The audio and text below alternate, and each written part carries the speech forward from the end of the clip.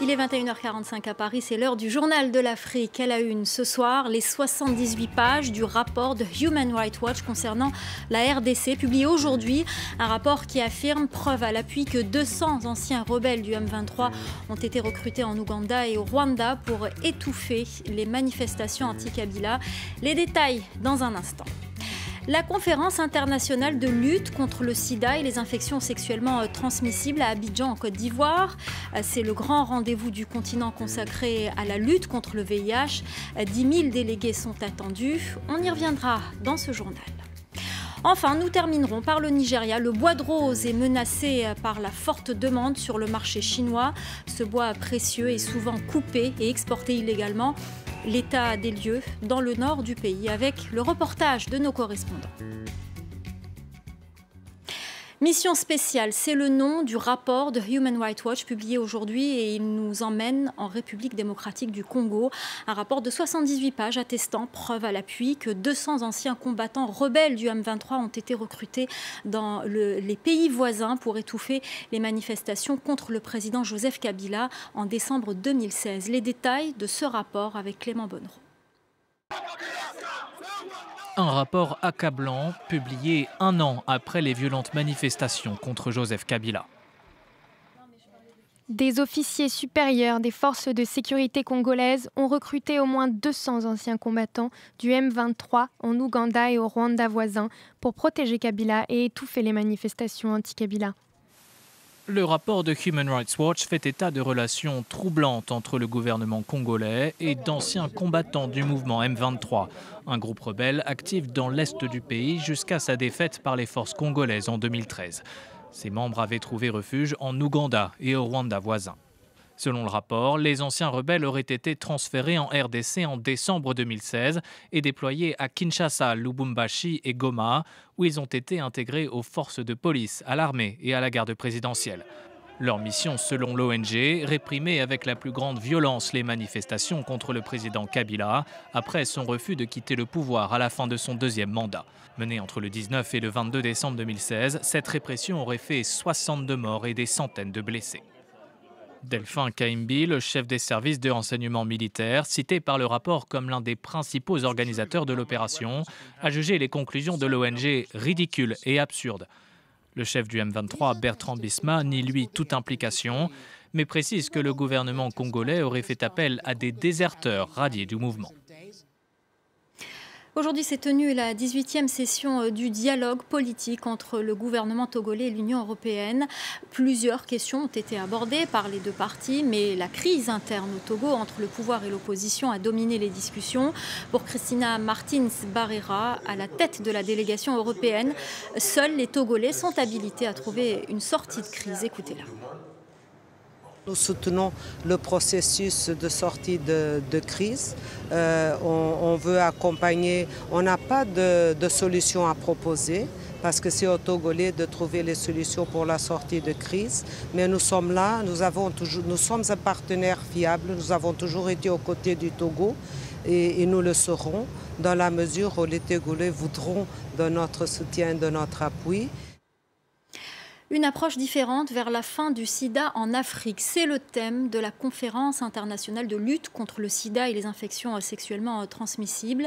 La Côte d'Ivoire accueille ce grand rendez-vous continental. 10 000 délégués sont attendus.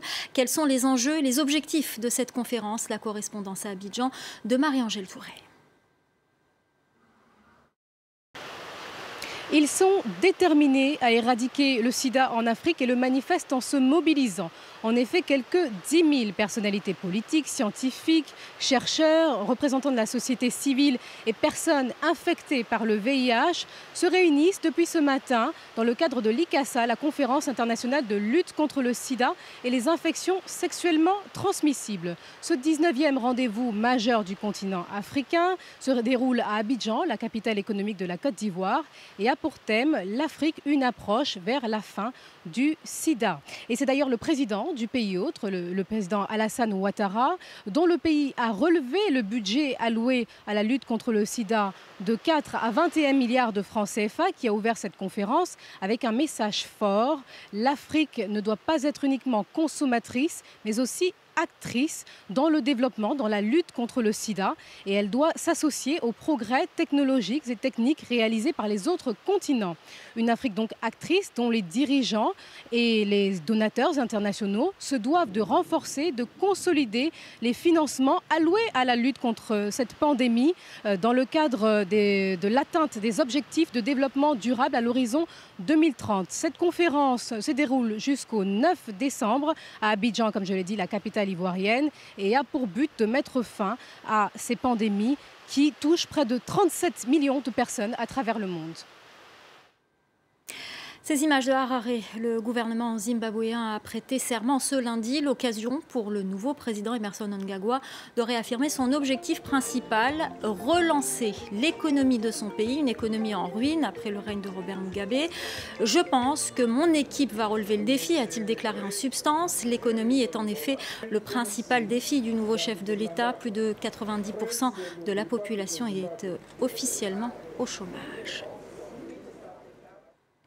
Au Nigeria, les défenseurs de l'environnement voient rouge et pour cause. Le bois de rose est menacé par la forte demande sur le marché chinois. Ce bois précieux est souvent coupé et exporté illégalement. L'interdiction des exportations de bois de rose a pourtant été levée et le commerce se poursuit sans relâche. Reportage signé Rosie Collier et Emmanuel Landé.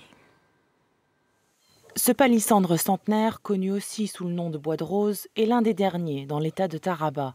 Ces bûcherons déplacent leur cargaison à la main sur le terrain où autrefois se trouvaient les arbres. Le commerce de ce bois est une source de revenus importante dans l'un des États les plus pauvres du Nigeria. Mais les bûcherons prennent des risques non seulement pour l'environnement, mais aussi pour eux-mêmes. C'est difficile de faire rouler le bois. Lorsque vous grimpez dans la montagne, vous devez faire passer les rondins dans des endroits détrempés. Et on peut se casser le doigt ou le bras. Mais nous devons les emmener à un endroit où ils peuvent être transportés dans un camion. Un intermédiaire est venu pour négocier avec les bûcherons. Chaque bûche peut coûter environ 30 € en fonction de sa taille. Le bois de rose rapporte gros pour la ville de Garbached. Les acheteurs de Lagos parcourent des centaines de kilomètres pour arriver ici. Le bois finira par se retrouver en Chine, mais les habitants ne veulent pas que les acheteurs chinois viennent ici. Ils n'autorisent pas les étrangers à entrer parce que nous voulons que les habitants locaux gagnent quelque chose. Donc, si un Chinois vient ici, il sera signalé et il ne restera pas longtemps. Et les Chinois ont aussi mauvaise presse. Un rapport de l'agence d'investigation de l'environnement basée à Washington accuse les hommes d'affaires chinois de verser des pots de vin aux fonctionnaires du ministère de l'Environnement du Nigeria en échange de licences d'exportation. Une accusation que le ministre de l'Environnement nie catégoriquement. Nous rejetons totalement ce qui a été dit contre le ministère et la direction du ministère. Pourquoi ? Parce que nous connaissons cette enquête. Ils ont commencé il y a 2 ou 3 ans. Avant même que nous soyons ministres.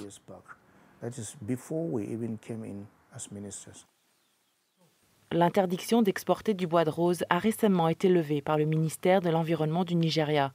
Les arbres sont abattus beaucoup plus rapidement qu'ils ne peuvent se régénérer, ce qui pousse les bûcherons plus profondément dans les forêts. La Biennale de la photographie africaine à Bamako. Des œuvres exposées dans plus d'une dizaine de lieux à travers la capitale malienne. Près de 300 artistes ont déposé leur dossier pour pouvoir y prétendre. 20 seulement ont été retenus.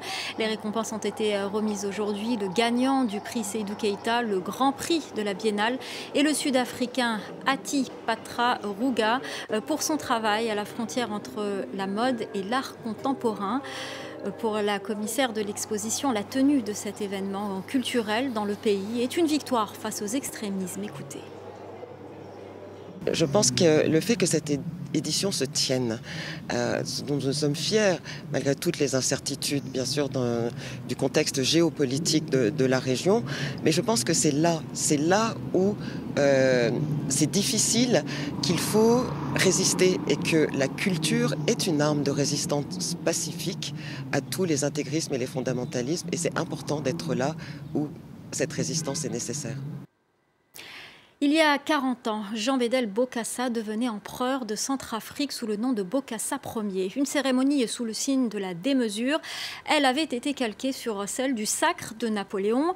Après avoir revêtu le manteau de velours bordé d'hermine, frappé d'étoiles, d'abeilles et de l'emblème impérial, Bokassa a enlevé sa couronne de laurier d'or. Comme Napoléon, il a lui-même posé sur sa tête une lourde couronne, une couronne sertie de 6000 diamants, émeraudes et rubis pour un total de 773 carats. Et le diamant que je vais vous montrer à présent fait à lui seul 709 carats, découvert en Sierra Leone en mars dernier par un pasteur qui l'a remis aux autorités. Il a été surnommé le diamant de la paix.